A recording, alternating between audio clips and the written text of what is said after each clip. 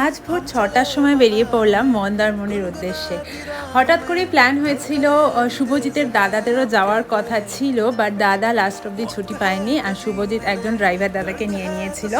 দ্বিতীয় হুগলি সেতু পার হওয়ার পরেই না এমন একটা জায়গা আসে যেখানে মাটির অনেক জিনিস তৈরি হয়। এখানে গণেশ ঠাকুর দুটো দেখছিলাম, আস্তে আস্তে এত সুন্দর ছিল, বেশিক্ষণ গাড়িটা দাঁড়ায়নি তাই বেশি ক্লিপ তুলতে পারিনি।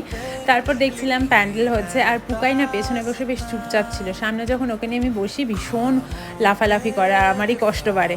তারপর এরকম রোডে গান শুনতে শুনতে আসার না মজাটাই আলাদা। কোলাঘাটের কাছে আমরা একটু দাঁড়িয়েছিলাম একটু কিছু খাওয়া দাওয়ার জন্য। শুভজিৎ কচুরি খেয়েছিল, বাট আমি সকাল সকাল অত তেলটা খেতে চাইছিলাম না, তাই মিও মোড়ে চলে গেছিলাম। বাট সেখানে জিনিসপত্র কিছুই তোমরা দেখতে পাচ্ছ না ঠিকই, বাট ওদের স্টক সব ঢুকে গেছিলো, বাট সাজানো হয়নি। আমি ওই দুটো স্যান্ডউইচ নিয়ে নিয়েছিলাম। আর 11:30টার দিকে আমরা আমাদের হোটেল শেরি বেঙ্গলে পৌঁছে গেছিলাম। খুব শিগগিরই এই রিভিউ দেবো। চলো টাটা।